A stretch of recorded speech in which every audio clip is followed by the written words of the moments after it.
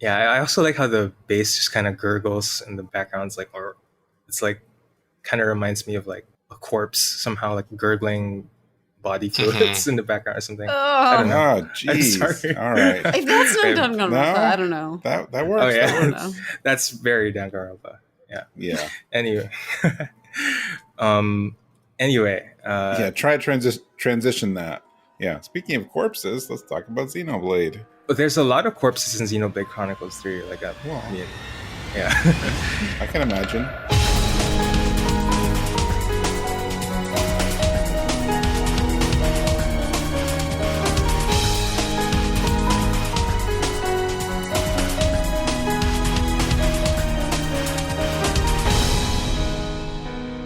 Hello, and welcome to episode 99 of Rhythm Encounter, the RPGFan music podcast. I'm your host, Mike Salbato, and today we have a really special episode. I mean, we do the episode most years, but it's always special anyway. So it's the end of the year, so we of course have to talk about our favorite music of the year. So our format is a little different today because basically I told anyone who wanted to come on this episode, they can come on. So we have extra people and extra music, and it'll be a big episode, but I don't think it's going to be a 4 or 5 hour episode like we've done in several years past. But we do have a lot of music today, and I'm really excited about it. And I'm happy that all of you are here today. We have a good lineup of, like, I would say probably the site's biggest music fans, because you're all here and you're all participating in our Music of the Year written feature. So it's nice to have you here and also see your opinions on other parts of our music features. So so we have a bunch of people today. So Audra's here. Hello. And Hilary. Yay! The Music of the Year is an appropriate time for us to be leveling up to 99. Yay. And Gio is here. Hey, what's up? Gio is also leveling up to 99. Yeah. And of course, we can't have music without Pat. Oh, I'm so glad to be here. I'm so glad you're here. All right. So we don't really have a good, sometimes we open this up with like, hey, what brought you into this series? Or why are you on this episode? But I'm pretty sure everyone's just going to say like, well, I want to talk about music this year. If anyone has a particular reason why they came on here, like Gio, did you only come on because you want more Xenoblade on the show, or, You read me like a book. I really just wanted to talk about this particular soundtrack, which really, really stuck with me. I listen to it like almost every day. So, yeah. Nice. So Gio has a clear favorite for this year. Yay. Yeah. Well, I mean, the game came out months ago and we actually haven't had it on the show yet. It would have been nice if there was a soundtrack released or even announced, but yeah, at this point, like, let's just start bringing music on, and maybe we'll will that soundtrack into existence. If it works for Retro, maybe it'll work for us. That's true. Yeah, Retro Encounter does episodes on things, then all of a sudden a remaster. They gets get announced. localizations or remasters. Yeah. So maybe by the time this goes up, they'll have announced the release date for that soundtrack. I really just wanted the opportunity to collaborate with everyone and like hear what everyone's picks are. That's really important to me, like hearing what everybody else is listening to. So that's why I'm here. I just want to listen to some good music. Same here. I'm just here because it's my show. But also because I had a lot of music this year that I liked. So I don't know why I'm here. Why are any of us here? That's my deep philosophical question. And my Pat's reason. having a crisis. Yep, I have those from time to time. Mm-hmm. No, I'm actually here because this year, I mean, there's always good music every year. I think I was surprised by where I found my favorite music this year, and I think my song selection will cover that. Yeah, Mm-hmm. yeah, I could see that. I'm curious which of those is your biggest surprise, although I'm guessing it's your second one. Mm-hmm. Yeah, Yep. yeah. Big time. Yep. All right. Okay, so how we're going to do this, instead of grouping up into like 2-song blocks as we usually do, we thought what we'd do is give each person on the show today their own block. So on top of that, on top of having, host specific blocks, everyone brought an extra song. So instead of two songs per person like we usually do, everyone has 3 today. If you would like, I've been bad about mentioning this, but like if you want to follow along, like if you look at your podcast show notes, we do have a track list and timestamps for all the songs. So If you get lost here listening, just refer to that and you can see everything that's going on and when it happens. So unless anyone has anything else, I think we should get started. Okay. Okay. Yeah. All right. Let's go. All right. So our first, I almost said victim. I'm not sure why. Our first person up today is Audra. So Audra, you have 3 cool songs for us. What are we starting with? Yes. Well, the first one, I hope I do not butcher the song title. It's Die Gefallenen, A Duel of Friends from the Numina soundtrack. Then it's Reborn to be a Survivor from Even If Tempest OST. And then In Search of Stars, the ones I found composed by Shotaro Seo of Voice of Cards, The Beast of Burden. Definitely our first Voice of Cards song on here. So that's pretty cool. Yay. Ooh, awesome. Yeah. All right. I guess I shouldn't say I think you said it right because I'm certainly no expert, but it You sounded said it good to right. me. Yeah. Oh, yay, good. I speak German. You said it right. Oh, good. Well, there you go. I am glad.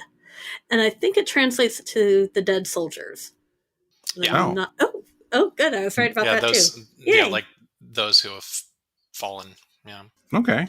Perfect. Thanks, Pat. Thank you. All right. So we're going to go check out Numina, Even If Tempest, and Voice of Cards, The Beast of Burden.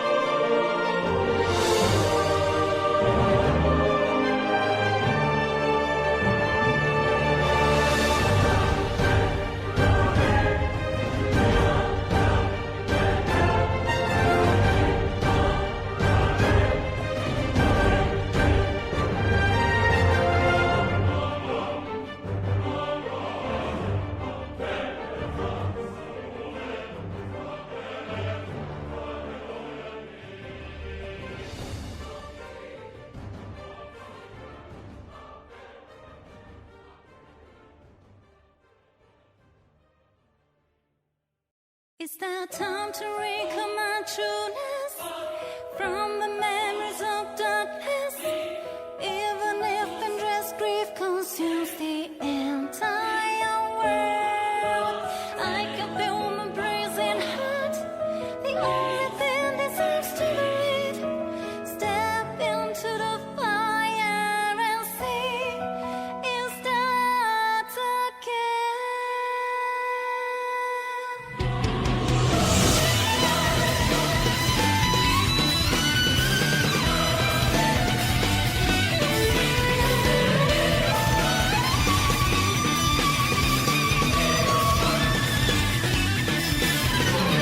Sitting all by myself, my mind's running in circles, can't stop. I can see nothing but the richness, like a stream hopeless reaper. Just straight away on my fake can't stand it anymore. Gotta get away. A ray of hope is rising up even now. Something's gonna hold me back, but I will go on looking back, believing my faith. It's that time to come to my witness. Wanna get any cuteness, even if you just say you say to consume my world. I can feel my beating heart. There's no one I can trust. Please don't please don't expect to be a supporter.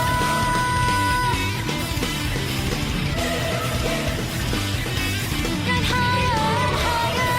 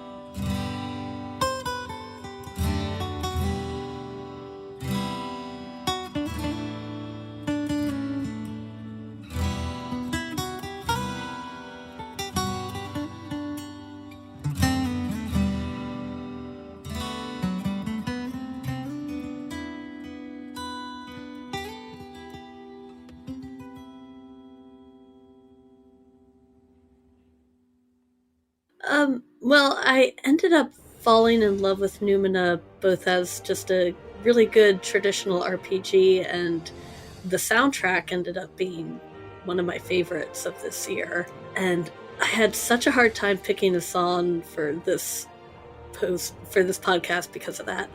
But I love Die Gefallenen, just the whole scene that it plays in and what it represents is so greatly done from a story angle that I couldn't not bring it on. And I just really think it captures the intensity and emotion of that part of the story really well. And Reborn to be a Survivor is actually the opening theme for Even If Tempest, which normally I kind of think that sometimes they just pick kind of stock songs for that, but I actually love for this Atomi that the song really fits for the main character's growth and development. I was going to ask about that because I read your review and I was going to say, Yeah, did you mention it in your review? I think you did. Uh-huh.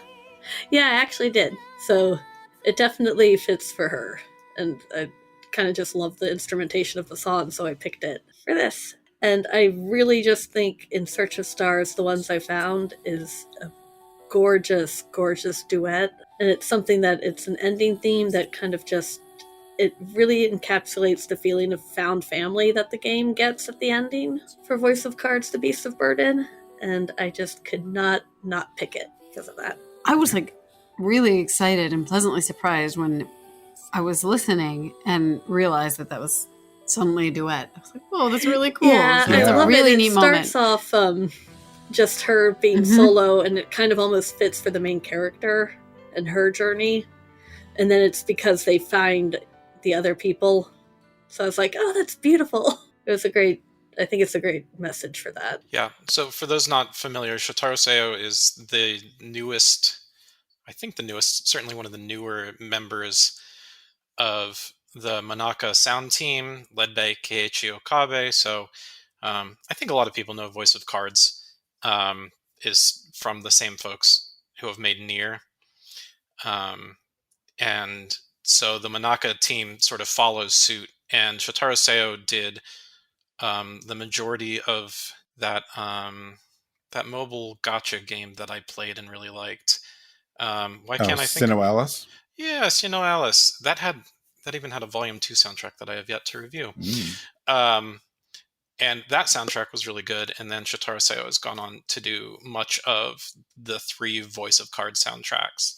Yeah, I think it was him and Oliver Good. Yeah. Who did this one. Yeah. And so for Manaka's side, Shotaro Seo has been sort of channeling the style that Manaka has done with games like Nier, but brings his own vibes to it. And so I wasn't at all surprised to hear, the style and the quality of this song. I didn't recognize his name like right off the bat, but that's the same thing I got out of it. I'm like, it does have a similar sound, but it's not like you could imagine it in a Nier game, but it's not like just copying and doing exactly what Nier does. So it's not someone trying to write like Keiichi Okabe. No, Yeah. exactly. I have a question about Even If Tempest, the song that you brought, Audra, because it sounds like the vocalist is the singer from Persona 4, like the one who does most of the vocals from Persona 4. Oh. I don't know. Is it? Let's see. I don't know, actually. That can be fact checked really quick. Yeah, let's fact check.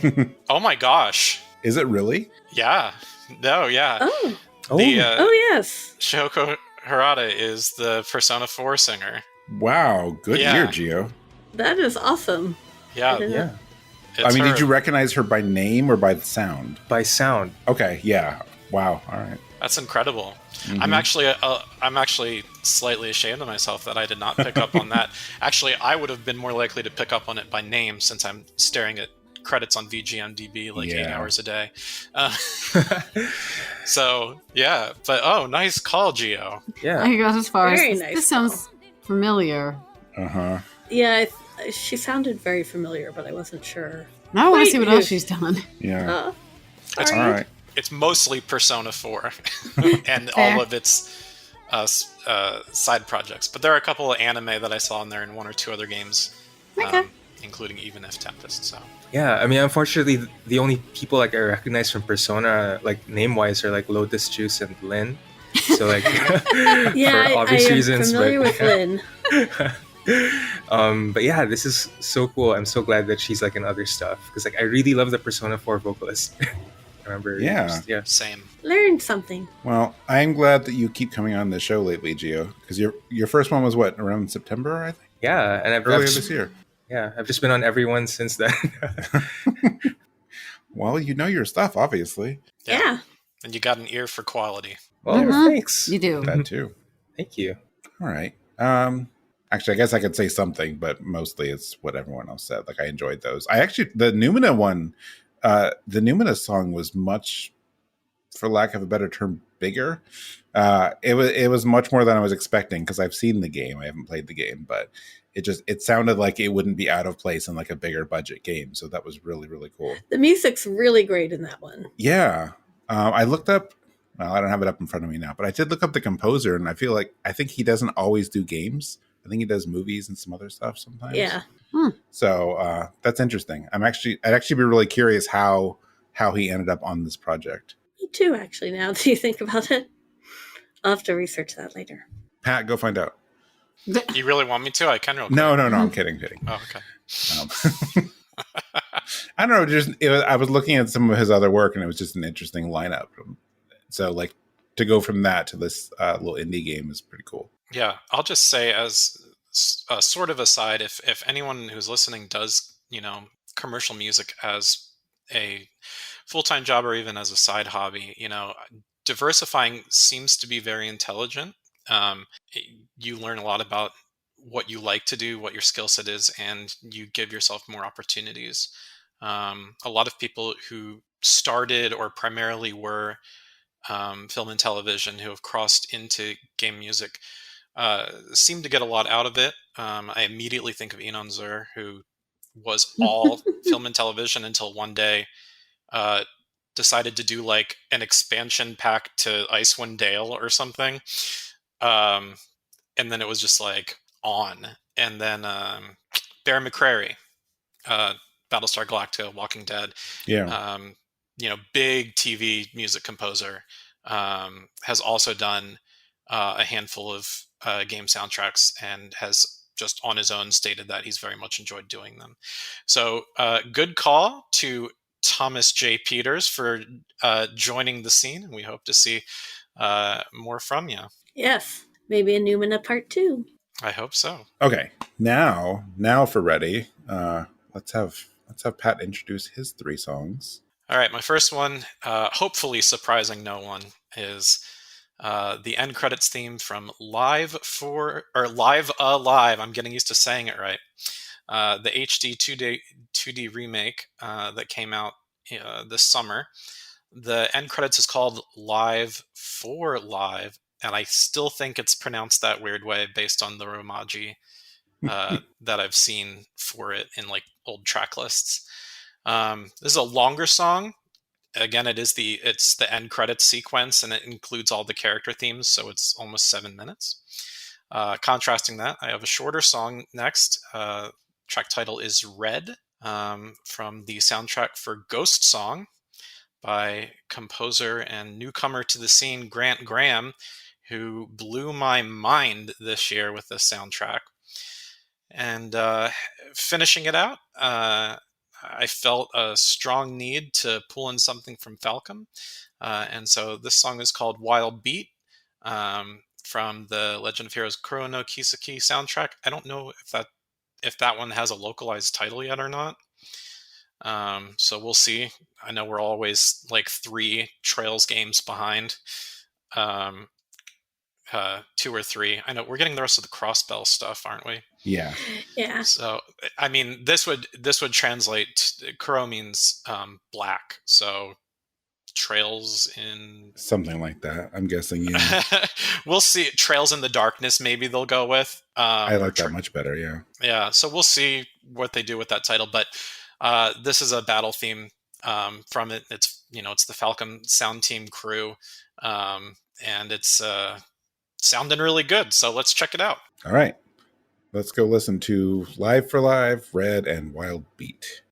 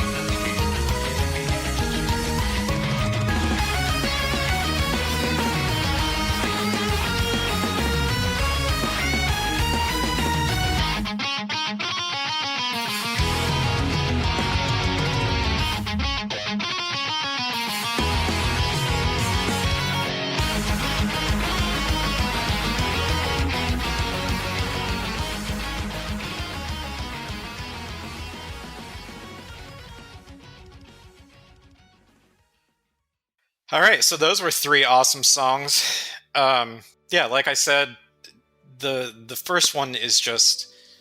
well, I will say this. When we were planning this episode, I originally listed Megalomania, which is like the song. Everyone knows it. Everyone talks about it. It's the boss battle music, and it is one of the best songs Shimomura wrote from that decade. It's just crazy good. And Mike pointed out to me that the song's been on Rhythm Encounter like 3 or 4 times. And I was like, and almost every time we choose a song from Live Alive, it's that song. Yep. And I was like, crap. And then I was like looking over the track list, and I was like, okay, well, what about Gigalomania? Which is a unique track to the HD2 remake, but what it is, all it is Megalomania in like this big epic choir form slowed down, and it's the final boss music that's unique to the remake. And so I wanted to use that, and Mike's like, yeah, but it's, it's still the same song, man. And I was like, well, there's the whole soundtrack's great. There's over 40 songs, and I spoke at length about the soundtrack in my review for the soundtrack, and talked a lot about Yoko Shimomura's early years, her transition from Capcom to Square, this being her first soundtrack for Square, and still having a lot of that Street Fighter fighting game influence in it. And being that the game has this character select screen at the beginning and has a lot of like heavy focus on characters and writing like an environment theme and a battle theme for each character, I was like, how do I try to crystallize all this without just picking Megalomania again? And I thought, the end credits includes, alongside its own themes, about 2 minutes in, it covers each of the 7 main characters' themes. And the original Super Famicom version of this track also is just like mind-bogglingly good. But they really rocked it for the remake. I mean, it's so on point. And not only is it on point, like in that the new upgraded form with the new recorded instruments is good, but that if you listen to the Super Famicom original version of each character's themes and then compare it to how they use it in the end credits, they took those songs and they would change them slightly from their original version, give a little bit of extra percussion, maybe add a counter melodic line, The remake kept all of those little extras, but as they upgrade them, I think there was one instrument that was specifically used only in the end credits music that wasn't used with an associated character theme, but was found in, I think it was the Edo Japan era with the ninja dude whose name I'm forgetting because I'm a bad fan. This is like my favorite game of the year. Yeah. No, wrong ninja. Yeah, sure. New Zealand. What? What? Oh my god. That'll make sense if you listen to a recent retro encounter. I will have to check that out. Yeah. But yeah, the attention to detail just with that section of the end credits is good, but then the looping at the end and the building towards something. If you watch the end credits, the way it all synchronizes with the animation, and again, compare the original to the remake, all of it is like wildly strong in how like cinematic and beautiful and good it is.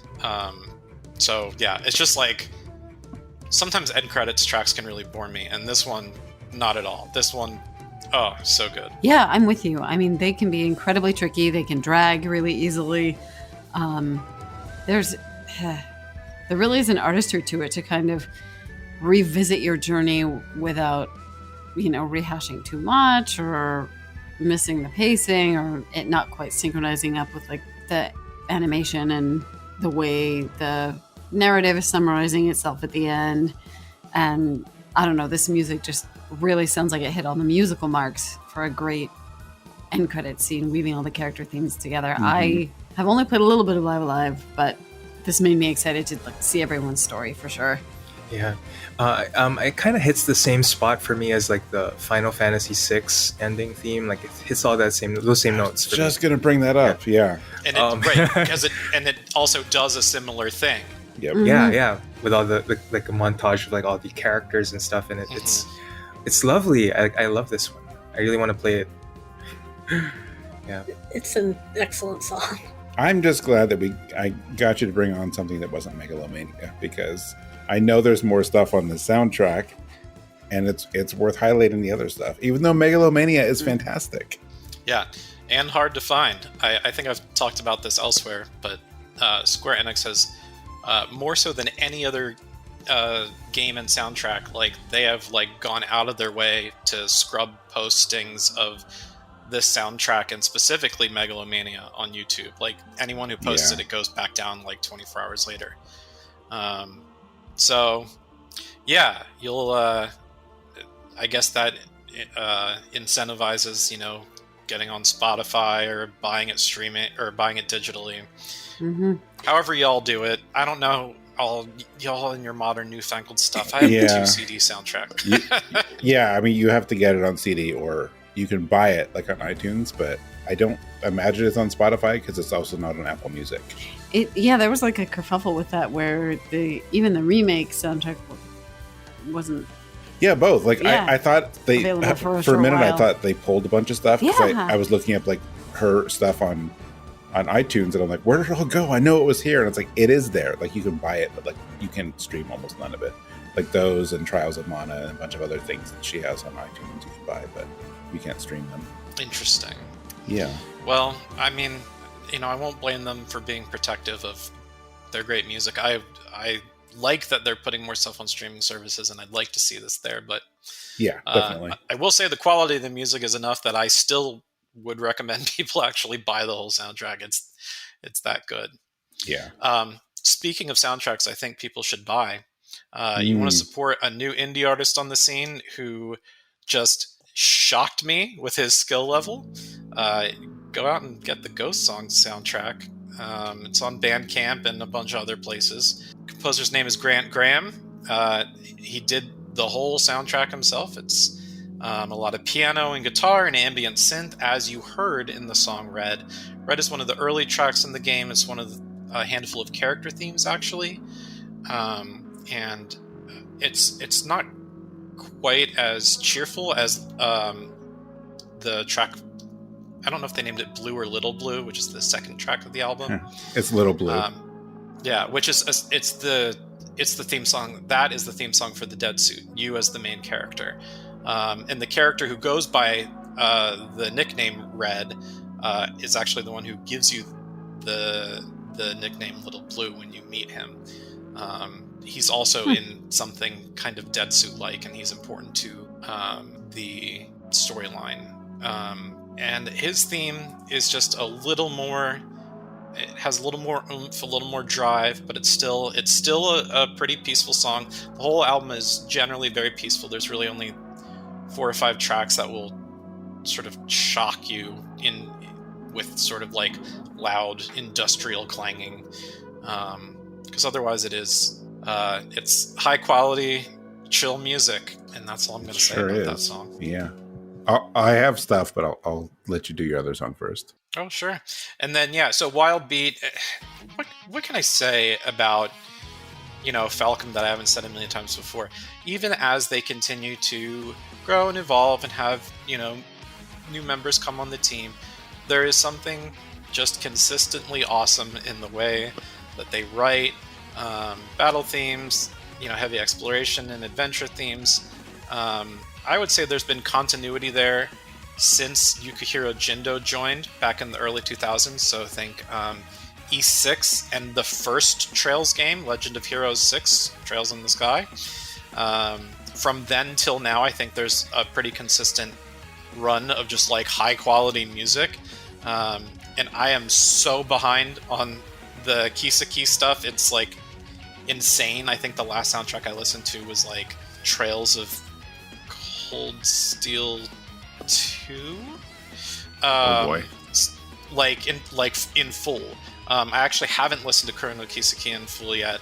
I was just, previewing and checking out some of the songs that are going to be used in the arranged album that came out, I think, the same day that we're recording this. Kuro no Kiseki Super Ultimate, which is the arrange album for the game, is coming out like last week of December. So I was just checking the originals to compare, and I heard this, and I was like, okay, yeah, I really like this. So that's why I threw it in. It is awesome. You're right, actually, it came out yesterday. I just looked. The Super Ultimate came out yesterday. Yeah, the OST came out like earlier in the year. I don't play I shouldn't say I don't play, I haven't played most of these games, so I tend not to follow the soundtracks too much, but when we were planning our like general music of the year voting and all that, I was sampling a bunch of things because so much came out this year, and I did check out a lot of songs on the soundtrack, and I was very pleasantly surprised by a lot of them. So I don't have any like off the top of my head like that really stood out, but there was a lot that I really enjoyed. So I'm glad you brought it on here. Can't really go wrong with Falcom with action songs. Oh, definitely not. Yeah, I think it's the case that it's sort of pass-fail with their slower tracks and their character themes. Sometimes they don't land it, but it's very rare that they get anything less than an A on all their faster stuff. Yeah. And as we all know, if you get anything less than an A, you are failing. Well, I was thinking one is sort of pass-fail territory. No, it's not. It's not. I'm just there's an inside joke with me and Hilary, but I'll spare her.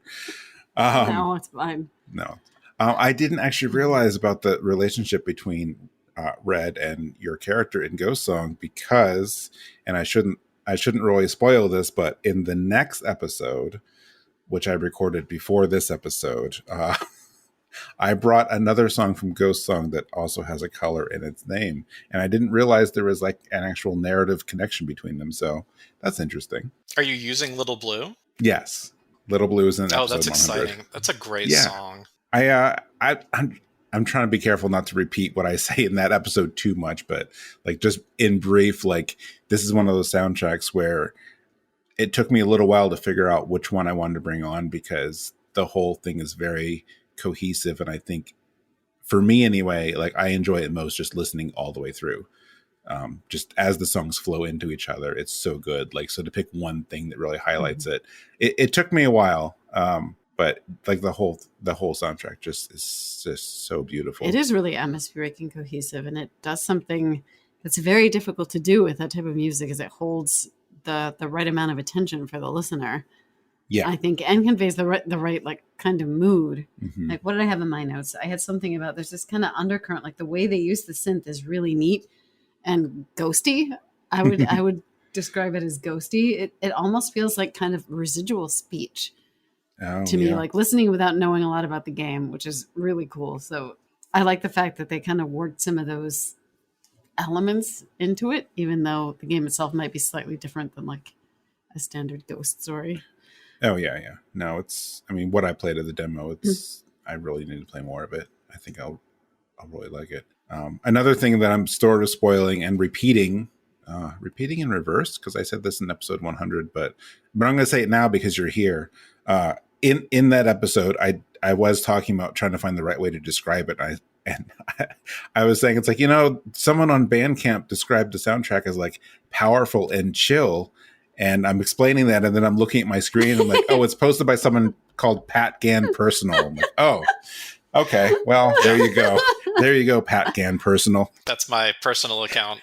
They add personal if you had an artist account already, and then you wanted to also have a personal account. I see. But no, I mean, those words, like, because you said powerful and chill in the same soundscape. And that's interesting because those don't usually go together. And that's just a really solid, really succinct way of describing this song and the soundtrack. For me, I agree with what everyone said, especially Hilary. Like, it's very ghosty. But I also feel like, but it also, I don't know, maybe it's just my state of mind right now, but I feel like it's kind of romantic in a way. I don't know if like Red and Little Blue have like a romantic relationship or something, but it's really tender sounding. And I don't know, it makes me feel there's a sort of certain like way. Longing or like tenderness to it, which I think is part of my ghosty description. Yeah. Well, I mean, if they're ghosts, there's like loss and longing. So I think you hit it. Yeah, that's true. Yeah. How much longer do we have to go down this road before one of us somehow ties this into the 1994 Casper movie? No. No. Would Christina Ricci be playing Red or Little Blue? Oh my God. She would be one of the survivors at the survivors camp. Okay. And you. I'm thinking of which one, but I won't say. Well, I mean, I haven't played it yet, so I wouldn't know. All right. Well, I'm going way too far off script here, so maybe we should talk about Geo songs. Yeah, Geo. What'd you bring to the table, my man? I mean, I'm the only guy who brought like 2 songs from an album, but I don't know. I feel like it's worth it, and I honestly like the other 2 games from this year I played didn't really like hit me musically.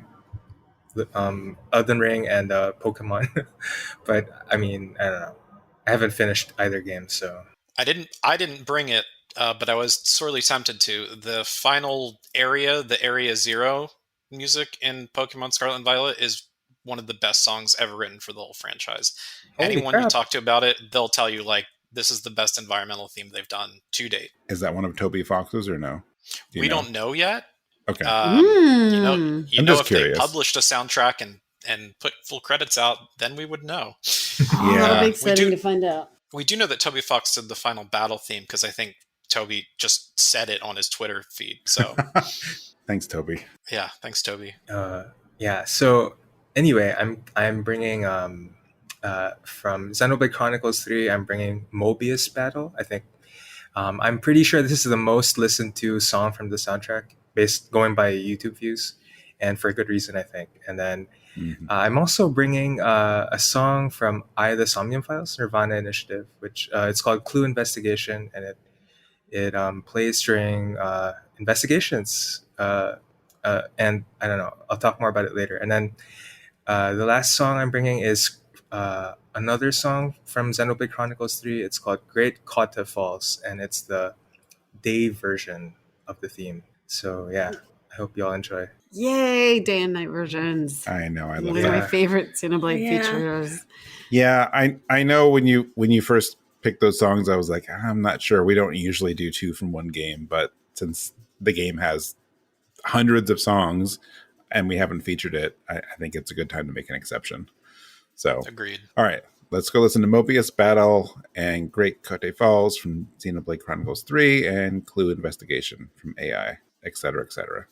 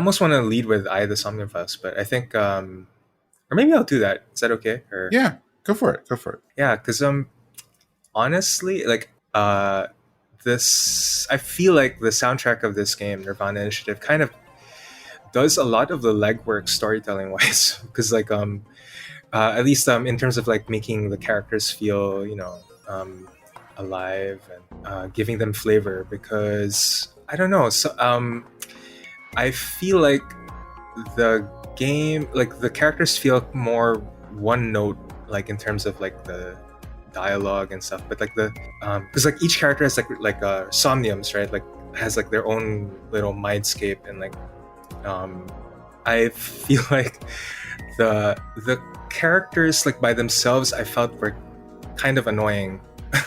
Like I mean they just didn't really have much going for them, but like the songs like make you really feel for them. And I didn't go with any of the Somnium songs for this one. I went with the Clue Investigation, which is like this song that plays during like the actual detective portions of the game, and it's a really nice one. I like you don't really feel like a detective for much of the game, but then when this song comes up, it's like ooh, it's like I feel like I'm really like I feel pumped, and I feel like I'm just really it really puts you in the state of mind to like kind of look through the crime scene, and it's really cool, like the way the visual effects for this section, like it's like your AI companion that kind of puts like an overlay over the scene, like a virtual reality overlay, and it's a really cool vibe. And the song really kind of really kind of colors that, makes it feel more immersive, I guess. Yeah, I can see it. Like it gets you in the mood to like start piecing things together and motivate you. It's like a searching quality to it almost. Yeah, I definitely heard this, and I don't know if it's just because I've played too much 999 and VLR, but I was like, all right, looking around the scene, what am I looking for? I'm ready. But it also has kind of like a slight Danganronpa sort of feel to it, which I guess is not surprising given the series it's from. But it's a good mashup of the two, and it really gives you that strong like gameplay cue through the music, which is neat. Yeah, Danganronpa is. I feel like this one is like a more clinical than Danganronpa, because like Danganronpa has like this kind of sleazy, kind of jazzy vibe to it. This one is more, but yeah, it's kind of in the same vein still. Yeah, A little more like 999 or VLR maybe. yeah. I was just gonna say, all my thoughts, even prior to this episode taping, when I first listened to what Gio had selected, was basically what Hilary said. I was like, all right, this is, Shinji Hosoi's Zero Escape style, but a little more melodically driven and a little more weirded out, like Masafumi Takada did on Danganronpa. So I was like, oh, Hilary's right. A little more weirded out. I like that. Yeah, Takada's weird. We did a whole episode, right, Gio? Yeah. You're way too amused at someone calling you right. I know. Why is that so funny? Just is. It's that time of night, huh? Yes. I didn't mind having a more prideful stance by being like, your opinion is correct. I was like, I can do this like once a year, and this is the time to do it. Yeah, I also like how the bass just kind of gurgles in the background. It's like, or it's like kind of reminds me of like a corpse somehow, like gurgling body fluids in the background or something. I don't know. Oh, jeez. I'm sorry. All right. If that's not Danganronpa, No? I don't know. That works. Oh, yeah. That works. That's very Danganronpa. Yeah. Anyway. Try transition that. Yeah. Speaking of corpses, let's talk about Xenoblade. There's a lot of corpses in Xenoblade Chronicles 3. Like, Well. I mean, yeah. Yeah, I can imagine. Yeah. Like, one game mechanic is like you kind of have to see off random corpses of soldiers that you find around the world, and it's kind of morbid. It's like the corpses are all like all dried up and desiccated and stuff. It's kind of Sad. Oof. Yeah. Anyway, like this is my clear favorite album of the year, Xenoblade Chronicles 3.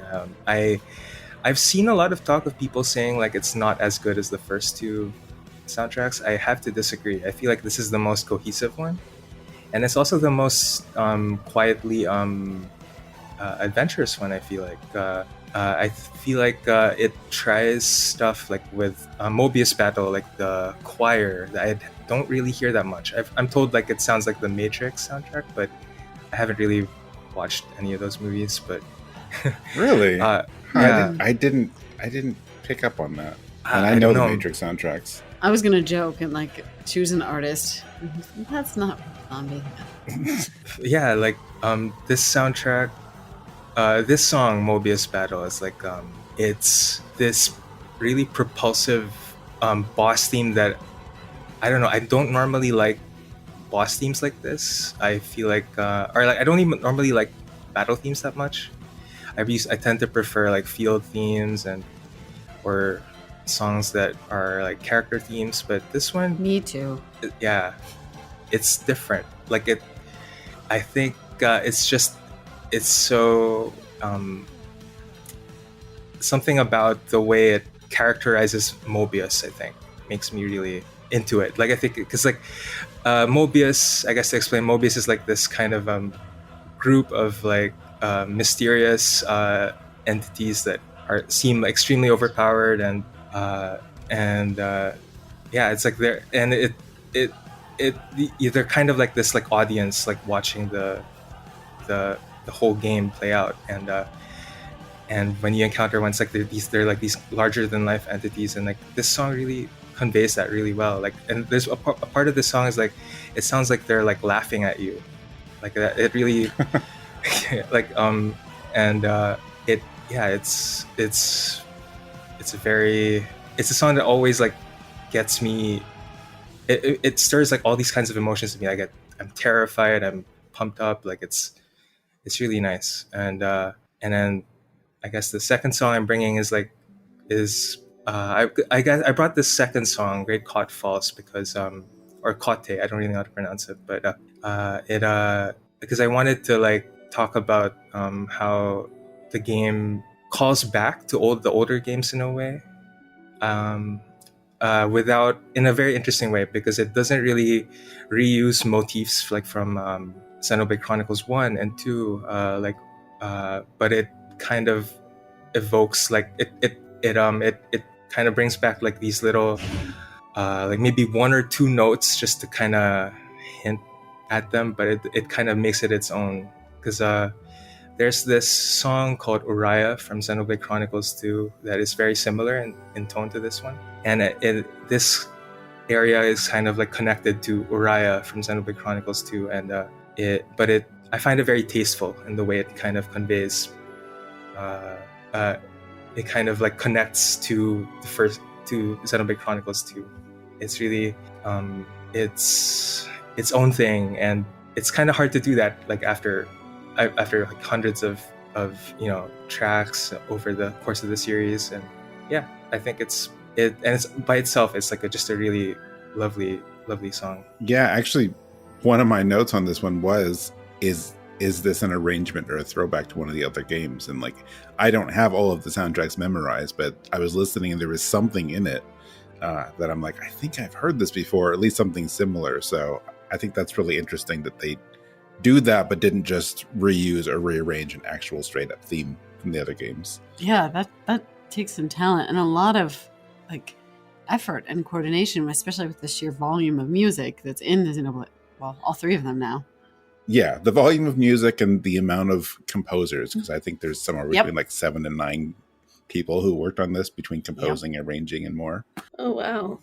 Well, I mean, when you have that many songs, it's a lot. Like one or two people could not have done that. We say that, and then we look at Masayoshi Soken. Well, okay, hang on. You say that, but you're also underestimating the amount of people on that sound team, because Soken does not. I know it's not just him. It's not just him. Yeah, it's grown so much. I mean, early on, I think it was. I mean, most of the songs in like a Realm Reborn and all that were credited to him. But if you look now, like there is just a growing team of music on that, or people. A growing team of music. A growing team of music. A growing team of musicians. Yes. I like a growing team of music. A growing team of music. Yeah, like violins just keep popping up out of the ground. And, yeah, the music farm at Square Enix. Anyway, yeah, I like this one. I think that's really neat. I've been so far unspoiled on this game because I know it does tie into the others in some way, and I'm very, very curious how they do that. I've seen some screenshots and even seen some enemies and areas. I'm like, that looks familiar, but it's not exactly the same. Yeah, I think I spoiled it a little bit, but I feel I tried to be careful and not really elaborate on that. But yeah, it is connected to the older games in a way in terms of like locations and stuff. I mean, I love both of these. I have heard about Beast Battle. I've heard another version of it before this, and it's so good. I mean, that style of boss battle, like we've heard that style before in a lot of games. So like, I think you really have to do something unique and interesting for your song to stand out now, because you can't just be like, well, let's just have a choir because that's what we're supposed to do. And although that's not usually what happens. A choir with maybe some rock instrumentation. Yeah. No, I think it's just gorgeous. I think I had something else, but then I lost track thinking about the music again. So I'm glad it's lost in the music. Lost in the music, yeah. No, I'm glad you brought it on. Hey, thanks. I'm waiting to fully form my opinions about the whole soundtrack until there is a published soundtrack, because I am weird like that. I imagine it will make it relatively soon. Sleigh Bells published the ones in the past with the ProSign team and the Ace team working on them. So I imagine we won't have to wait too much longer. I hope they're not waiting for like the story DLC, because that doesn't come out till next fall. They didn't for the last one. Yeah, they didn't. They released a separate soundtrack for the 2 DLC. So that's true. Yeah, hopefully things will go well there. But yeah, so the other thing I haven't done then is I haven't looked around at what people in general have been saying about this soundtrack.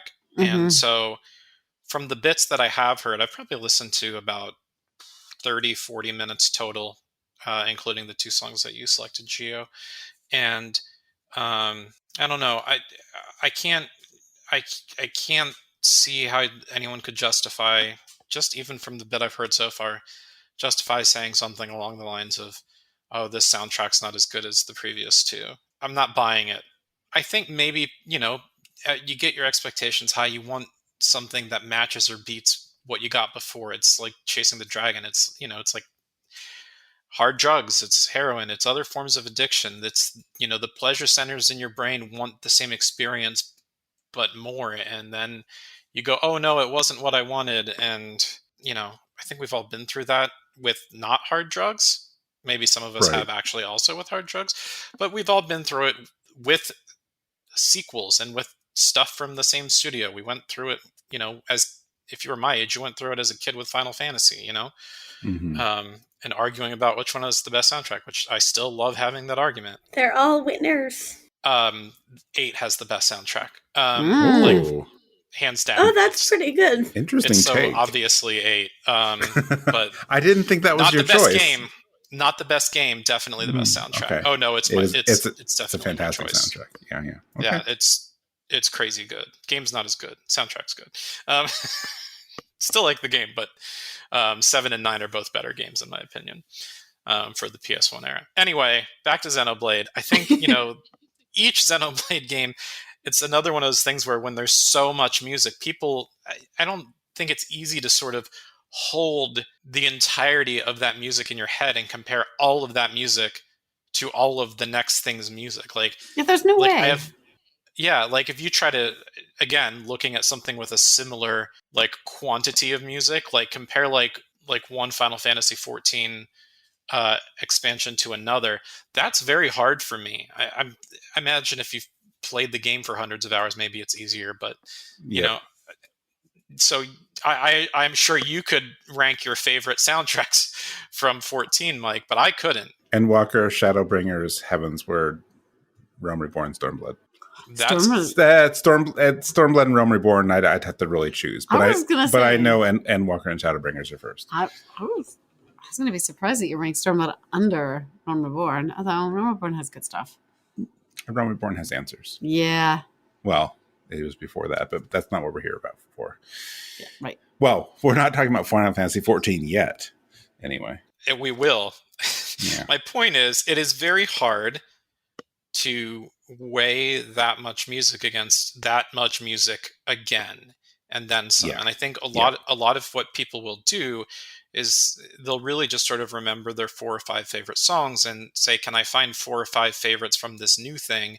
And did they topple my feelings about those 4 or 5 favorite songs from that previous thing? I think that's really what our brains do. It's just supercut kind of. I know, but like, do they have to? Does it have to be better than? Like, can it still just be good? Like, it doesn't always have to be better than the thing before. I think there's a reason why, you and I, Mike, have held to our site's policy for forever that we do not attach any sort of a numerical ranking or any other sort of weight to our music reviews. Yeah, because music is far more subjective than, whether or not a game is buggy, right?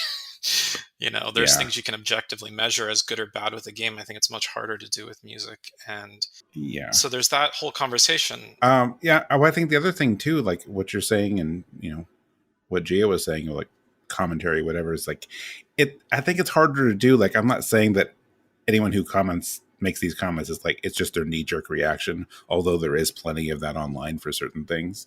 All over the place. So I'm not saying that's what it all is, but it's also like, it's hard to definitively say that. It's like, okay, I'm hearing this for the first time. Well, I don't like it as much, but like, if you're that big of a fan of the first game, like, you've been listening to that music for like 11 years. So like, it's too soon, like, if you ask me, like, it's too soon. Like, of course, all that stuff. You've been listening literally for years. You need a good year or two to normalize what this music is and what it means to you before you can really weight it in with everything else. Right. And you're probably not taking into account about how your feelings about the previous soundtracks has changed over time, which it probably has.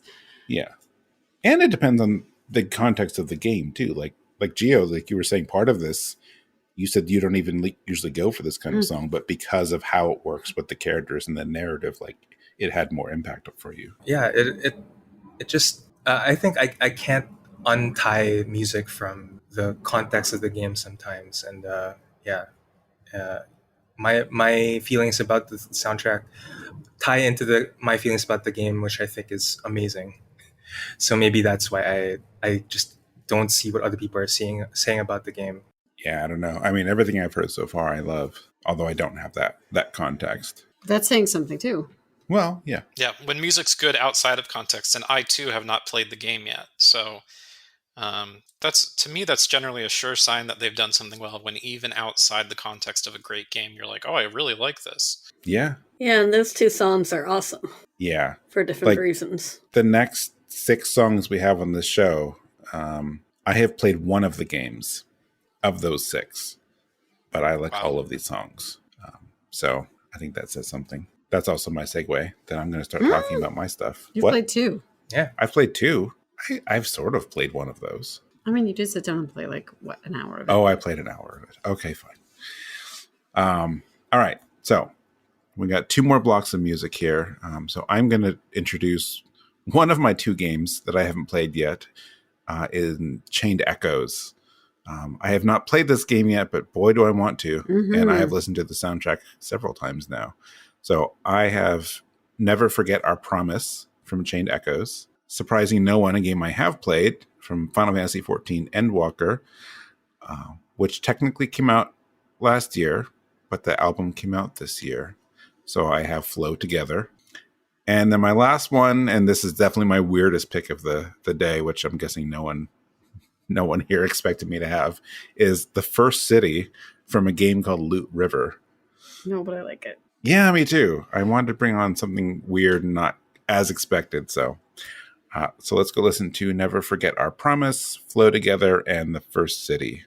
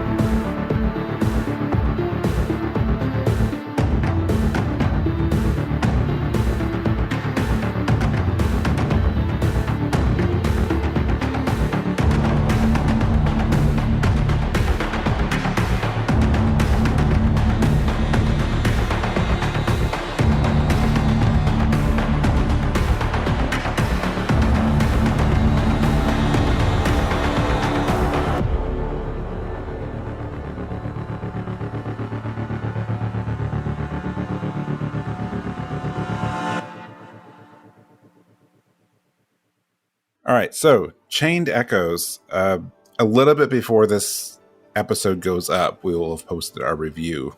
Caitlin reviewed this game for us, and she really praised it. I've really heard nothing but good things about it, and I'm really excited. I want to check it out.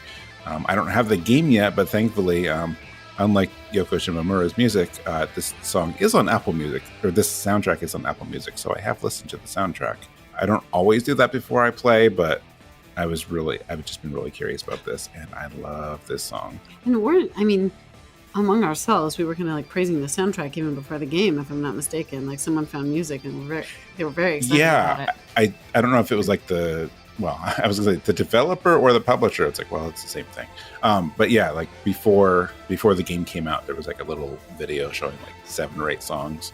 And like just that I was listening to over and over.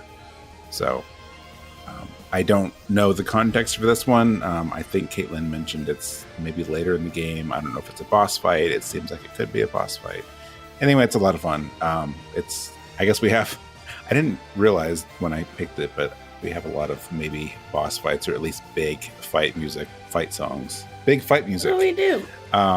So this one sort of kind of fits with Numina and Mobius battle, but yeah. Yeah, it's a little different too, though, because it's not just like, oh, this is a big epic battle. No. There's some range, which I really appreciate in this one. There is. I don't know. It's another one of those things. Like I recommend people check this song out, but also the rest of the soundtrack because there's just so many like really notable songs. So I enjoyed it. I'm enjoying listening to it and looking at the game and hearing about the game so much that I just wanted to focus some attention on it. So was there any particular reason you picked this song? No. I don't know. It's one of those ones where I'm like, I have like 4 or 5 front runners here, so like I had to pick one. I like this. I like the quieter songs, the field music. Yes, I would say to our listeners, let us think about this one track, Never Forget Our Promise, as a small taste of what proves to be a very consistent soundtrack throughout. I've done one full listen through what's out there, and I think that is the full soundtrack that's up on Bandcamp. And it is a tasty treat from start to finish, and so Never Forget Our Promise is good, but man, they've done something special.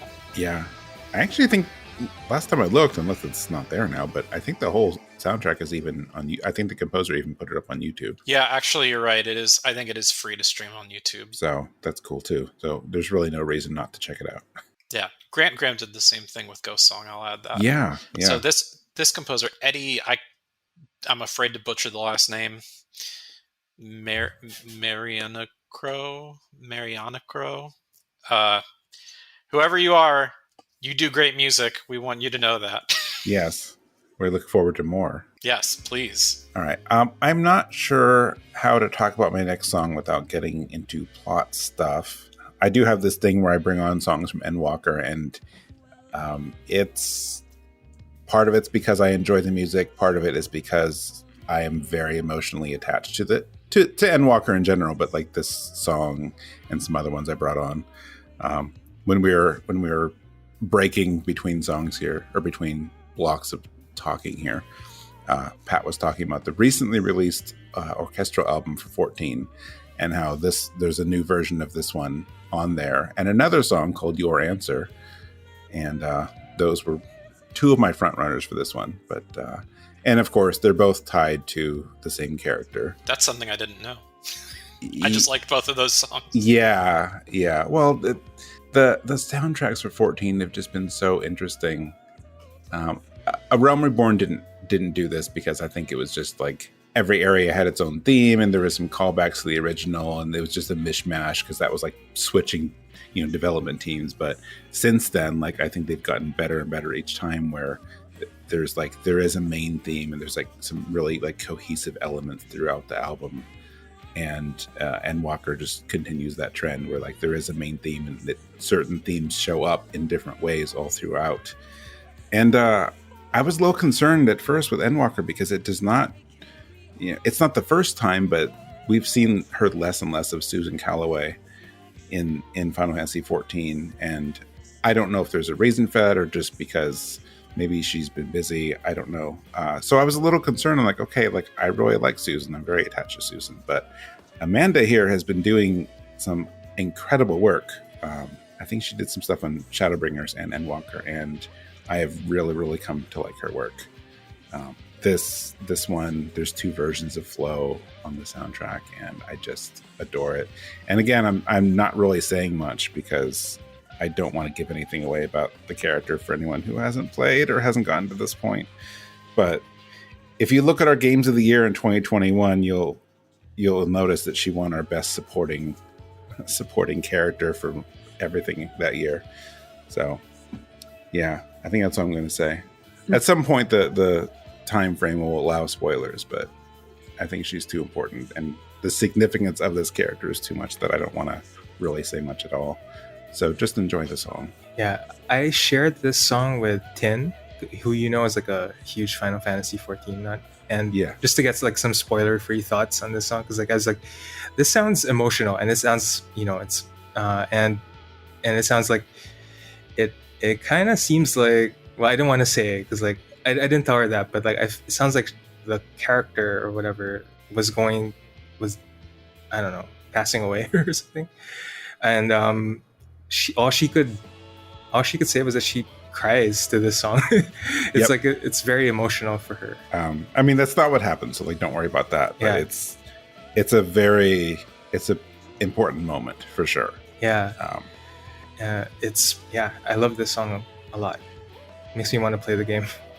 Makes me want to get more into the game. You know what's on sale right now? You have time, right? I don't. I don't. I know. It's a big time commitment. You know, it's hard to like get into it now. Like that's if you think about playing all of it at once, it's way too much. You know, I've been playing it for 9 years, so you know, gradually over that time, it's easy to be caught up. But anyway, you should play it. So my last song, I wanted to pick something that I didn't know much about, and this was again something I was listening to for Music of the Year, because just looking at games that came out this year, and I'm like, you know, Loot River looked really interesting to me. It was billed as something like a Diablo meets Tetris. I'm not exactly sure how the puzzle components work. I just know that the trailers and the footage I've seen of the game is really interesting. So it's a top-down pixel action RPG dungeon crawler, but you have platforms that move along on the river, the water that's animated extremely well, and you're like sliding these Tetris block-shaped platforms around, and you can like smash them into enemies. And I'm really not sure how it actually plays. It's just the concept is fascinating to me. I think when the game first came out, some of the reception was it needed some help, but it looks like it's been patched and people are enjoying it now. The music, though, is very dramatic and very atmospheric. So the first city here, there was a few songs like this, and I like that there's some variants on a few themes. Like there's regular ones like this one, and there's like acoustic ones, but this one is just like it just hits so hard. It hits hard, but it's almost muted. I don't know. It's a weird thing. It's like it's really just serious, and it has this like driving force to it. It just seems like it fits that style of game, like as you're smashing your Tetris islands around into guys looking for treasure. I am really curious about this game. When I first heard the song, I was like, oh, it's a cool song. I like the song. And then I'm like, Tetris, river, falling, craziness. I don't know. I kind of want to check it out. Yeah, me too. I'm really glad you brought this one on because, like you said, you know, it's a good opportunity to showcase music that maybe a lot of people missed out on that is still really good, worth celebrating. And I did not listen to more than just this one track, The First City, but I am tempted to dig deeper now. And isn't that the point of all this? Yes. Mm-hmm. I think it's also a good contrast with our Xenoblade and our Falcom. Very much so. That's a good point, Hill. keep calling you Hill. Are you Hilary or Hill? I'm totally okay with Hill as a nickname. I'm happy All right. about Everyone call her Hill from now on. I'm right. I mean, she didn't say exclusive. It doesn't have to be Hill. Gosh darn it. It can be for you. Oh, thanks. It's interesting. Some people do like to stick with that for me, and other people stick with Hilary. And I'm okay with whatever people want of those two. Yeah, I don't know. I stick with Hilary. Although most other people, I'll go with the short name. Maybe I feel like I don't want to be lazy, and I'll use the extra syllables for you. You're like, you deserve those This is your way of extra honoring syllables, her. Hilary. Yes, I honor you by saying all 3 syllables. Okay. Yes, Madam Hilary of Yorkshire. Something like that. I get to be from Yorkshire. Okay. Yeah. I don't know. Wherever you want to be from. I'm from the first city. Nice. Well, Madam, what music do you have for us today? Welcome to Madam Hillary's amazing music blog. The finale here. Can it be a music emporium? I feel like it should be at this point. It could be a music emporium. Okay. Yes. All right. Wow. I have a very odd selection. Like we are jumping around with genres and stuff here, but that's good because I like that there's a variety of music that I like this year in several genres. So what I brought, my first one is the main theme from Shadows Over Loathing. That's Ryan Ike. Not surprising to anyone who knows my taste in music or like what game soundtracks I've been following. So, but that had to be there. My second one is Whipped in Shape, which is Marskai, and that is from Boyfriend Dungeon, Secret Weapons. That's a very fun one. And then Ship Watching from Citizen Sleeper, which is a very different mood from the other two. Definitely. All right. So let's go into our last block here and listen to main theme from Shadows Over Loathing, Whipped into Shape, and Ship Watching.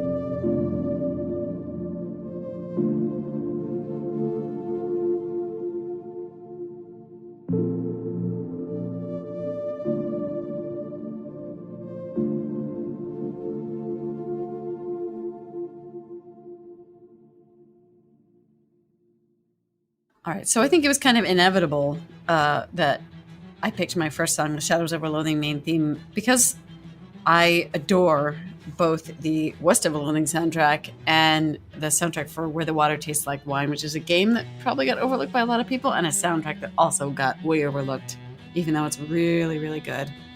And I also happened to do the review for Shadows Over Loathing. So for both those reasons, this song is here, but it's also just really amazingly good. It has a wonderful string part. It's cinematic. It's driving. It really sets the mood for the game, which is, yes, a stick figure RPG, but it's got kind of like a moody 1920s kind of Lovecraftian, maybe a little bit of Agatha Christie sort of setting. And just hearing this over the title screen, which has, cool classic cars zooming by and just like wind and like the forest behind them, it's something. It's really good. Well, both games, this game and West of Loathing, are just the epitome of don't judge a book by its cover, because I would have never... Well, if I didn't know West of Loathing soundtrack already, I wouldn't have guessed. But even this one, when I heard this main theme, and I'm not usually the cause on this show for a chocobo sound effect, but I heard this song and I'm just like, holy shit. Why is this so good? This is like 6 minutes of just amazing music. You just hear it and you're ready. You're sucked in. It's almost like, maybe not Murder, She Wrote, but it's almost like an old film score or something really cool sounding like that. I have listened to It's it so very many grand. times. Yeah. And of course it has a strong cello part, which I also really tend to favor. So. Oh yeah. But I mean, the cello in this soundtrack is just so well done. It's front and center, which is interesting because Ryan Ike's main instrument is piano, but he did well with it. Yeah, Ryan's music style is a composing style and ability to pull in, just a handful of really good instruments to carry the melody. Mm-hmm. When I first heard West of Loathing, I was like, okay, yeah, I'm digging this. And now with Shadows Over Loathing, I'm just like, okay, it's so good. I love, the thing about this, I guess, is a series now. I'd happily take another game. I don't know if that's planned, but geez, the contrast between like MS Paint stick figure art in black and white and then this music is so good. It feels like the very first time I experienced it, I was like, is this right? And no, it is definitely right. It was the right choice. Because, like you said, the music matches the tone and the gravitas of what's actually happening in these games. There's a whole other layer to it that you've got to take into account, I think, with the series, and that's the narrative layer, like the writing. Mm-hmm. I mean, well, maybe not so much the overall narrative, but definitely characters, dialogue, places. Like, there's so much fantastic stuff to kind of delve into. And I think that matches kind of the grandiose nature of the music. And then the graphics are sort of, I guess, the filling in the sandwich. I don't know. I think it provides almost like a much needed levity. In like, what is otherwise, like, this would be like if they made the art too good, it would be like you're taking yourself too seriously. Much. Yeah. It was a really interesting creative choice, and I stand by it like all the way. It's funny because one of the most common comments you'll hear about the soundtracks for this series is like, why does this have any right to be as good as it is? Like, this is a stick figure game. Like, but this is so serious, and that just makes it better. And I'd say, yeah, that's the point, isn't it? That's. But it's also just nice to get 6 or so minutes of really nice string parts. I love the way the violin and the cello go together in this. Mm-hmm. Yeah, that's what struck me too. Like the way that they're following the same melody exactly. So it's really cool. And I think that goes back to what Pat was saying about like part of Ryan's composing style is picking out a few instruments and really building up a great melody. Because like whether it's the strings in this song to give it that kind of like grand sound, or like the how did she use the percussion? Mm-hmm. Draw, which is the other like song from the series that I brought on, is some guitar, horns, and I'm trying to remember. I think. Oh no, it was xylophone. Oh, geez. All the pitched percussion kind of go hand in hand. It's one of the, I think it was xylophone. That's one of the, I think it is xylophone. Anyway, no matter what small group it is, it's just really neat to hear the way he composes for them together. Yep. All right. Anyone have anything else to add about that one, or should we move on? I'm good. Okay. All right. Whipped Into Shape is a completely different mood. It's a really fun song. So Boyfriend Dungeon, for anyone who might not know, is basically a roguelike dating sim where there are people who can transform into weapons, and you date and gain rapport with your weapons to travel through the dungeon, explore. And you're doing this during the summer at Verona Beach, I think? Yes. So it's basically a genre blending game. And the music is just pure kind of like slightly chill. I would describe it as kind of summer bummer, kind of like there's a little bit of melancholy to it, but also a very summery vibe. So I just enjoyed both the original soundtrack and the DLC soundtrack a lot. And I picked this particular song because it stood out the most as a character theme, but it's the character theme for the third DLC character who's also a boss. But also because I wanted to spotlight the vocals, because there are some excellent songs with that same vocalist in the first game, and this is her song in the DLC. So yeah, I love her vocals. I have the soundtrack on repeat a lot. I mean, she contributes to the atmosphere, like the summery kind of wistful atmosphere, very, very much with her vocals. Mm-hmm. So Actually, we've had the soundtrack on repeat like on several occasions too. Oh, cool. Yeah. I mean, I haven't even played it. I like what the game is doing, but yeah, I enjoy the whole soundtrack. that's yet another case of like we've played or watched the game to some extent, Yeah. but we haven't gone through it all ourselves. But we'll listen to the music out of context and still enjoy it a lot. I could see this like playing this on a road trip or like at the beach. Definitely. I have to emphasize the quality of the vocals. Madeline McQueen, like, there's something. There's. I don't want to narrow it down to just the word fun, because it's not necessarily about fun. You know what it makes me think of, though? Okay, so Mike might be the only one who follows with this. Maybe some of our listeners will too. But Mike, you know how they did image albums for the Lunar series? The Lunatic Parade and Lunatic Festa albums? Yes. Although I'm sorry to say I haven't actually. I know they exist, but I have not listened to them. So my point is, like, you know, there are a handful of vocal tracks that were in Lunar and Lunar 2 that Working Designs, when they localized the games, did English language versions of them. But then there's like almost a dozen character themes that were relegated to those albums, and obviously never got English versions because, you know, those CDs came out in Japan and stayed there. I kind of feel like if you took like one or two of the character themes from those albums and translated it to English, and you were like, who are we going to get to do this one for this character? I'd be like, yo, why don't we get Madeline McQueen? Like, that's how I feel. Like, you bring a character to life and you make it fun, but you're still a very good performer. I mean, she has excellent delivery. Like every song I've listened to of hers for this soundtrack. Yeah, I just really like it. I mean, I shouldn't downplay the composition either, right? It's a well-written song. Oh yeah, but The beat is great. Yeah. It's really difficult to get those kind of, and I keep telling people this because I don't know, I like pointing this out for people who are like, well, dance music or techno is just repetitive, and so I like to point out, like, no, like to do it well, like there's a lot of subtle things going on, and when it's done well, it can be interesting, and this definitely fits. Yeah, I really like it. Me too. Mm-hmm. Same here. All right, so that brings us to Ship Watching, which is by Amos Roddy, who I'd never heard anything from before. Yes, you have. Oh gosh, wait. Oh wow, I Yeah. almost completely forgot. That's what drew me to him, because Why did I forget that? So apparently he did a bunch of stuff for Kingdom 2 Crowns in its various iterations, which I liked. But you introduced me to Kingdom 2 Crowns music. yeah, but the one I've been listening to is Norse, which I don't think he did. Oh, Mhm. all right, never mind. So the main one I listened to is not one he did, but the music in that series is fun.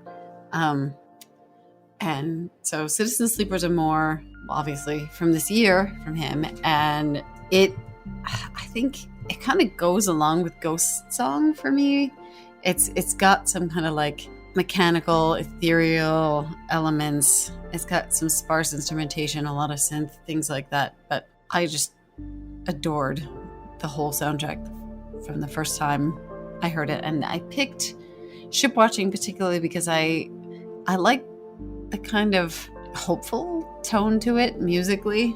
Like there's a little bit of a range of moods in the Citizen Sleeper soundtrack, so I wanted something kind of more on the uplifting end to showcase that range, and I think this one does it. Yeah, I kind of got a wistful sense from it almost. Mm-hmm. So I'm not familiar with Amos Roddy at all, but the immediate comparison that came into my head when I listened to Ship Watching was the work of Robin Miller, who did the first two games, Mist and Riven, and then also when they did Abduction in 2012. Yep. I think Robin Miller's music, especially in the first game, Mist, might have been a little more sparse and not as synth heavy. Yep. But other than that, like that quality, that style. It's very atmospheric, really but you get a few like very strong melodies every once in a while. Yeah, you get moments. You get moments of memorable motif. Yeah, and, but there you go. That sums that up. I love when a soundtrack does it and it does it well, because again, we said this before with Ghost Song. The danger with this style of music is you are at risk of boring the listener. Like that is the inherent risk of this style of music, and so you have to be careful, and you have to be. I imagine as you're crafting it, you have to be very intentional about. All right, what after 5 seconds did I do something? Is it a repeat of something from before? Am I adding a new element now? What's happening? And I haven't listened to the whole Citizen Sleeper soundtrack, but Ship Watching really balances that well, where it's calm enough, but I'm not bored. Mm-hmm. I'm definitely not bored listening to this one. Yeah, same here. Same sentiments. Like I can't really tell if it loops or not. Like it's always adding some new detail in or something. It's a compelling listen, even though it's quiet. Yeah, I agree. I think that describes a lot of the soundtrack, so I'm glad I picked something like representative. Yeah, I mean, it's one of those like surprising no one that has listened to me talk about what I listen to when I work. Like this is something I've actually been looping a lot the last few weeks since I discovered it, the whole album, because it really does pull off that atmospheric, quiet thing well. But yeah, it never gets boring. So I enjoy it. I think it's a game that kind of like flew under. I'm not sure if it flew under everyone's radar, but I think it flew under ours a little bit. I know we covered it a little bit, but it's also getting some praise. It is. I mean, we've been talking to some people that liked it. Probably should be, because I think it's not that long of a game. It is worth looking into. I've heard it's very good. It's always good when a good soundtrack matches up with a good game. Yeah. Yeah. All right. We made it. Yay. We made it to the end of 2022, I'm and here. we're alive. That too. But also the end of this episode. Oh, yeah, and that too. So this thing I've been doing in recent episodes where I highlight, the first time a game or song has appeared on Rhythm Encounter. I'm not going to do it this time only because most of them. Every single thing on here except my Endwalker song was the first time that given game has appeared on the show. So good job, everyone. Woohoo. This was a show of firsts, except for mine. Except for one of mine. So yeah, I'm looking forward to more. There's a chance that some of these might show up in a future episode already, but that's all I'm going to say. Well, you played your hand earlier. You did tell us that you'd put Ghost Song on one of the next episodes. That's true. So there's that. Yeah, I know. I even said the song, but that's all. That's all for now. Anyway, so coming next, I'm still not going to say what it is. All I'm going to say is that our episode 100 is a special anniversary episode, and it's me and a couple notable guests, and we actually recorded it a couple weeks ago as of this recording, and I'm very excited to get that out there. I think it went really well.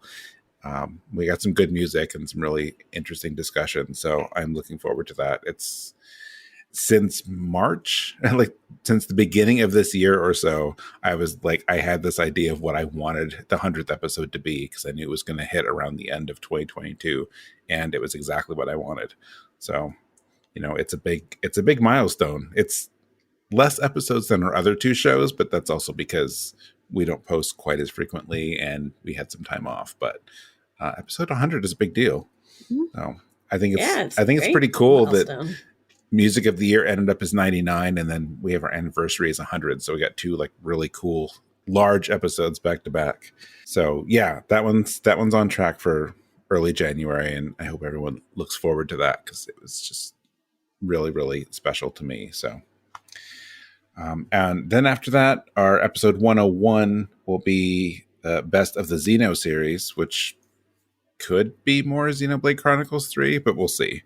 We're opening that up to any of them, whether it's Gears or Saga or Blade.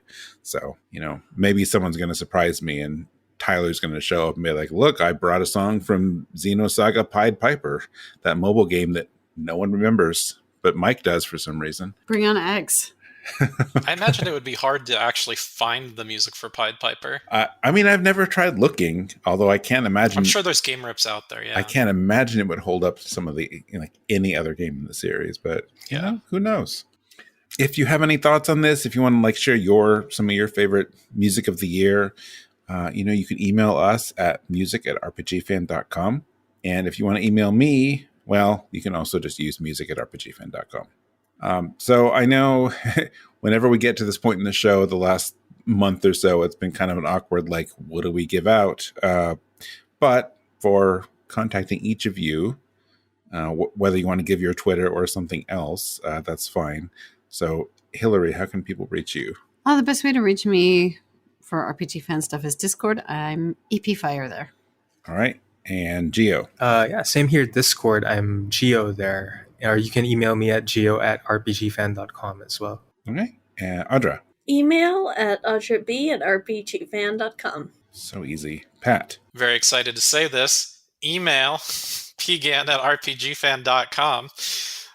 That's probably only funny to me and Mike, but feel free to email me there. I will respond promptly. And you can also find me on Twitter at Gameadactyl. That is the word game, the letter O, and dactyl. I said it before, but I never get tired of the way you described that. Okay. If you enjoyed this show, actually, even if you didn't, either way, we have several other podcasts. Well, we have two other podcasts.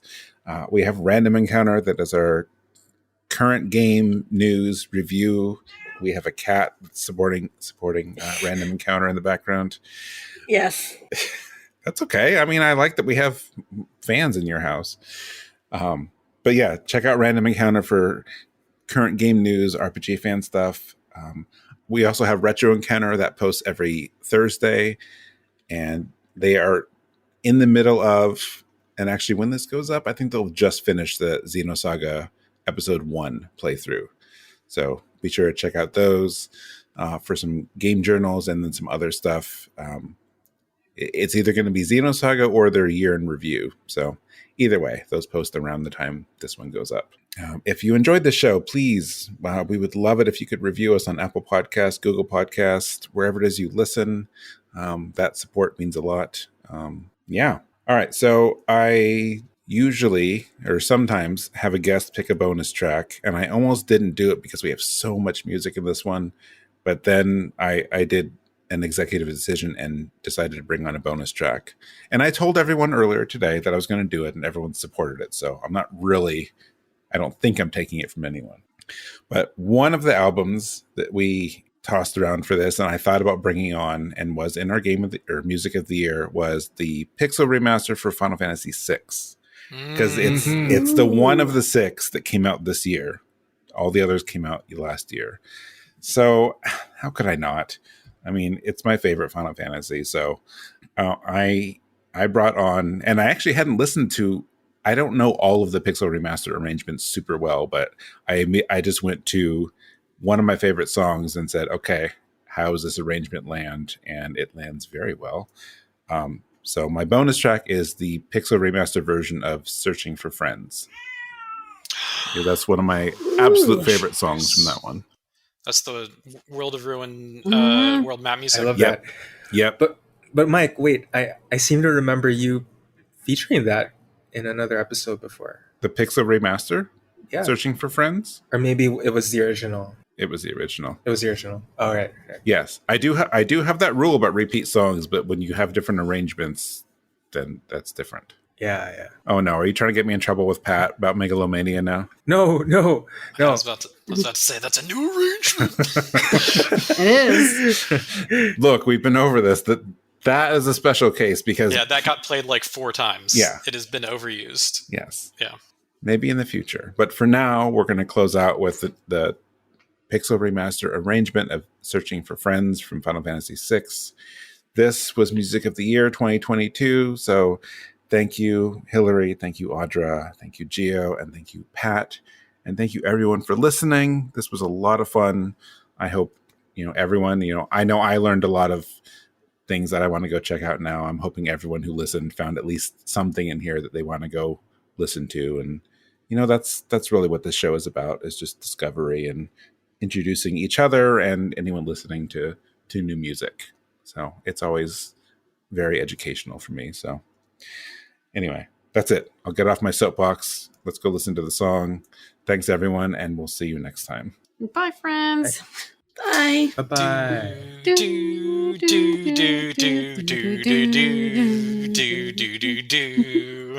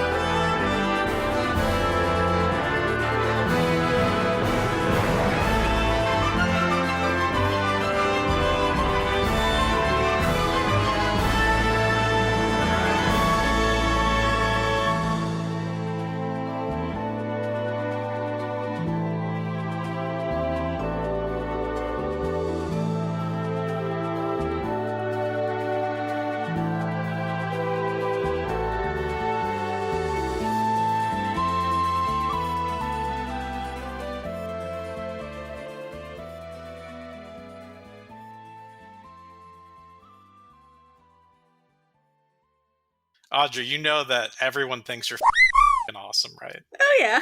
Okay, good. All right, okay. Okay. Sorry. I'm really glad to hear that. Yeah. I know. Yes. Yes. Mm-hmm. Thank you. Everyone is way too nice. No.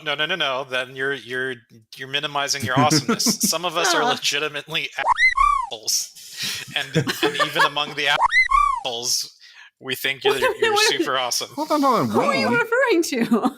Me And I don't know. I'm gonna nominate Jono for because oh no, because I think given our rapport he would accept it jokingly. From you because he gives you so much crap Shit over about Saga? Yes. Saga, yeah. He owes me and he knows it. That's fair. That's our relationship. Okay. That's true. I sure hope he agrees when he listens to this. He's going to send me the MP3 of this, and it's just going to go from Audra songs to Jindo songs. I'll be like, here, the episode's done. It's much shorter than you probably thought it was going to be. I cut out a lot. I think it's better now. We weren't able to get Pat's audio track. Not sure what happened. Yeah. Just everything I Just got lost in tried. the mix. Yeah.